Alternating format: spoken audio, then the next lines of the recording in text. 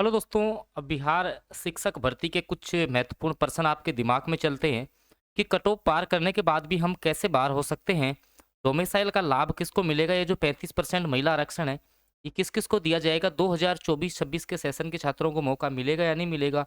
Over as वाले जो candidate है उनको एज में छूट मिलेगी? जीके जीएस 40 मार्क्स की तैयारी कैसे करनी है? पीआरटी 6 टू 8 टीजीटी पीजीटी में सिलेक्शन कैसे होगा? इजी सिलेक्शन कौन से सब्जेक्ट्स में हो सकता है? सारी बातें पूरा सेशन अच्छे से समझाऊंगा। साथ ही साथ ये भी आपको बताऊंगा कि कल आपका विज्ञापन आएगा या नहीं आएगा।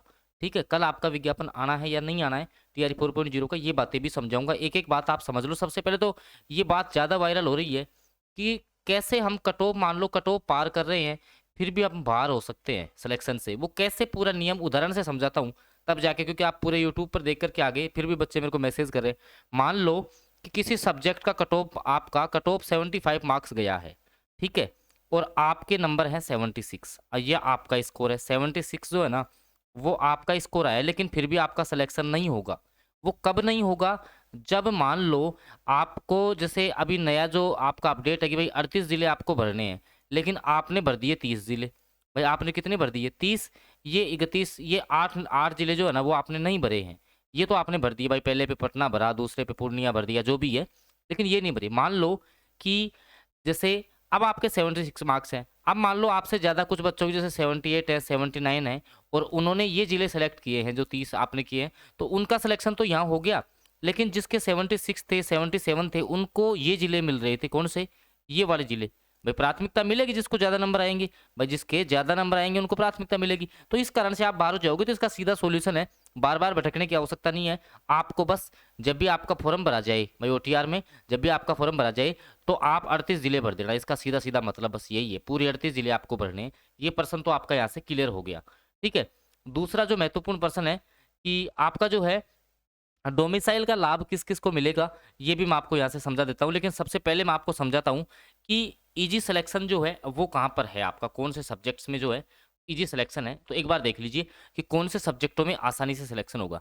देखो मैं आपको बता दूं कि पीआरटी वाले जो बच्चे हैं, अब पीआरटी में आप सभी को पता है कि लगभग उतनी सीटें हैं जितनी टीआरई 2 में आई थी, और उस टाइम का जो कट ऑफ यूआर कैटेगरी का था वो था 89 मार्क्स। तो क्या अब 89 चला जाएगा क्या? ऐसा नहीं है।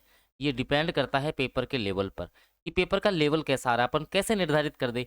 दूसरा, यूट्यूब पे लगातार आप सुन रहे हो कि पैटर्न चेंज कर दिया। पैटर्न, भाई पैटर्न कुछ चेंज नहीं किया। जब तक बेसिक क्लियर नहीं होगा ना, आप कोई पेपर ही हल नहीं कर पाएंगे।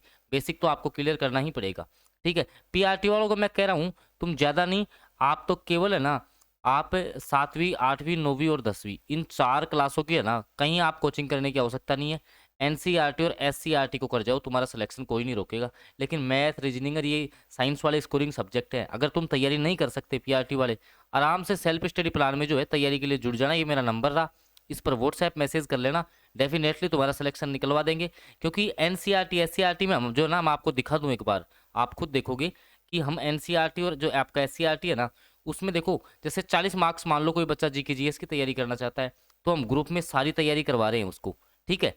ग्रुप में डेली बेसिस पे पीडीएफ आती है हमारी, यहाँ से बाहर तुम्हारा पर्सन नहीं रहेगा। सब्जेक्ट के लिए जो है ना, एनसीईआरटी और एससीईआरटी को प्रत्येक चैप्टर के 100% मान लो दे रहे हैं कि इनसे बाहर तुम्हारा पेपर जाएगा कि नहीं जाएगा। ठीक है। तो भाई जो तैयारी के लिए जुड़ना चाहिए आराम से जुड़ सकता है। अब देखो भाई, इजी सिलेक्शन वाले भी बताऊंगा आपको, एक बार पूरा बता दूं। ठीक है। तो पीआरटी में जो मामला था वो ये है कि भाई आपको जो है ना, कोशिश करो कि 85 प्लस का स्कोर आप कर पाओ। ठीक है। हालांकि कैटेगरियों का कट ऑफ कम रहेगा। डोमिसाइल वाला अभी अगले पेज पे डोमिसाइल समझाऊंगा ना, तब पूरी बात आपको समझ में आएगी। 6 टू 8 में मांजरा ये है कि 6 टू 8 में जैसे पिछली बार भी जो है आप देखोगे, एक तो इंग्लिश का कट ऑफ बहुत कम रहता है, इंग्लिश में बहुत आसान सिलेक्शन है। दूसरा, जो मैथ साइंस वाले बच्चे हैं, भाई हिंदी में थोड़ा सा आपका कट ऑफ थोड़ा सा हाई चला गया था। जो मैथ साइंस वाले बच्चे हैं ना, अब मान लो मैथ मैथ साइंस में 40 मैथ के हैं, 40 साइंस के, तो भाई एनसीईआरटी साइंस चैप्टर वाइज करो ना, यहाँ से बाहर जाता ही नहीं है तुम्हारा पर्सन। सेम मैथ में आपको 9 10th की मैथ हल करनी है, क्या करना है, और आसानी से ले सकते हो सिलेक्शन। टीजीटी में है तो भाई टीजीटी में जो है, टीजीटी में जो ड्राउना सब्जेक्ट है ना, वो है तुम्हारा मैथ। भाई बहुत ज़्यादा कट ऑफ जाती है, लेकिन यार स्कोरिंग है, तरीके से करोगे ना, तरीके से जो हम एनसीईआरटी एससीईआरटी करवा रहे हैं पूरी, मैं पिछली बार में मैक्सिमम सिलेक्शन निकलवाए थे, यहाँ से करो तैयारी। साइंस का एवरेज कट ऑफ रहेगा, एसएसटी का एवरेज कट ऑफ रहेगा।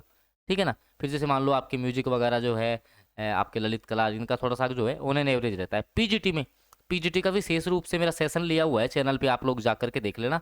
पीजीटी का अगर मैं आपको सिनेरियो समझाऊं, मैं बार बार कहता हूं कि जो 6 सब्जेक्टों में आपके गेस्ट टीचर है, वो गेस्ट टीचर ऑलरेडी सिलेक्टेड हो चुके हैं, ज़्यादा नहीं बचे हुए हैं। फिर भी जैसे आप देखोगे ना पिछला कट ऑफ, चाहे इसे फिजिक्स का देख लो, केमिस्ट्री का देख लो, साइकोलॉजी का, भाई 40-42 नंबरों में सिलेक्शन हुआ है यूआर कैटेगरी में। इस बार थोड़ा ज़्यादा जाएगा, लेकिन जैसे केमिस्ट्री में सबसे अच्छी सीटें आई है। पॉलिटी आपका, जैसे पिछली बार हिस्ट्री का थोड़ा सा ज़्यादा चला गया था पीजीटी में। मैं एक बार थोड़ा सा एक पेज और लेना पड़ेगा मेरे को, ताकि सब्जेक्ट वाला तुम्हें पूरा मैं समझा पाऊंगा। यहाँ से पूरा वीडियो देख करके जाना, बहुत बातें आपको सीखने को मिलेंगी यहाँ से। भाई पीजीटी में जो है ना, पीजीटी में देखो, जैसे पिछली बार पॉलिटी में बहुत बच्चे सेलेक्ट हुए थे, पॉलिटी से बहुत बच्चे सेलेक्ट हुए थे, ठीक है। एवरेज कट ऑफ था। मेरे बच्चे तो सीएस से, कंप्यूटर साइंस में मैंने सेलेक्ट करवाए हैं पिछली बार बच्चे। और आपका ज्योग्राफी की सीटें कम थी, अब इस बार भी कह रहे हैं कि थोड़ी कम रह सकती हैं सीटें, लेकिन तैयारी तो तुम्हें करनी पड़ेगी, एक सीट आएगी तो भी तुम एग्जाम दोगे, ठीक है। इसके अलावा हिस्ट्री का थोड़ा सा हाई गया था भाई, पिछली बार कट ऑफ हाई गया था, लेकिन इस बार हाई नहीं जाएगा, मैं आपको कह रहा हूँ। हिंदी का थोड़ा ज़्यादा चला गया, बच्चे डर रहे हैं, लेकिन प्रॉपर तरीके से तुम लोग जो है ना, प्रॉपर तरीके से साहित्य वाला पार्ट कर लो ना, साहित्य वाला प्रॉपर तरीके से जो हम आपको चैप्टर वाइज करवा रहे हैं, वहाँ से बार पर्सन नहीं जा रही। और बाकी साइकोलॉजी में आपका फिजिक्स, केमिस्ट्री, बॉटनी, जूलॉजी, यहाँ बहुत आसान सिलेक्शन है। तो जो बच्चा पीजीटी का, टीजीटी का 6 to 8 का तैयारी करना चाहता है, सिलेक्शन लेना चाहता है ना, वो आराम से जुड़ जाना। और महिला का सिलेक्शन तो बहुत आसान है इस भर्ती में, ध्यान देना। अगर ये मौका है टीआरई 4.0 लास्ट, वरना फिर बाद में जो ना पछतावा, आपका केवल पछतावा ही होता रहेगा। अब देखो डोमिसाइल का लाभ सुन लीजिए, सीधा सीधा मैंने आपको बताया भी था कि डोमिसाइल का जो लाभ है वो बिहार के स्थानीय निवासी, बिहार के जो आपके स्थानीय निवासी हैं उनको ही मिलेगा, ठीक है। आपका निवास प्रमाण पत्र होना चाहिए। साथ में ये जो 35% महिला आरक्षण है, भैया आपने 10th और 12th जो है ना, 10th 12th जो है वो बिहार बोर्ड से की हुई होनी चाहिए, तभी आपको लाभ मिलेगा इसका, ठीक है। इसके अलावा जो 2024-26 वाले सेशन वाले बच्चे हैं, सर हम क्या करें? भाई देखिए सीधी सीधी है, अगर आपकी जो डिग्री है ना, आपकी जो डिग्री है, अगर वो जो फॉर्म फिल की लास्ट डेट है उससे पहले आपका रिजल्ट आ जाता है तो आप फॉर्म भर सकते हो, वरना आप नहीं भर सकते। हालांकि अभी ये इस पर लगातार आवाज़ उठ भी रही है, हम हालांकि आपके सपोर्ट में है, लेकिन देखो अभी क्या होता है, इस पर कुछ कहा नहीं जा सकता, ठीक है, ऐसे ज़बरदस्ती बोलेंगे। ओवर एज का भी मामला देखो अगर कुछ छूट सरकार को देनी चाहिए, हम तो कहते हैं कि भाई सरकार को कुछ छूट देनी चाहिए, हो सकता है कुछ रियायत आपको नोटिफिकेशन के समय में देखने को मिल जाए, तो ये सारी बातें जब नोटिफिकेशन आएगा तो क्लियर होंगे दोनों क्वेश्चन, ठीक है। दूसरा सर, जीके जीएस 40 मार्क्स वाला ज़्यादा परेशान करता है। मैं कह रहा हूँ ना, जो आपका जीके जीएस वाला पार्ट है ना, जो आपका जीके जीएस वाले पार्ट से आप घबराते हो ना, भाई जीके जीएस में देखो ऐसे है, भाई जीके जीएस में आपका मेन मामला यही आपको फेल करवाता है।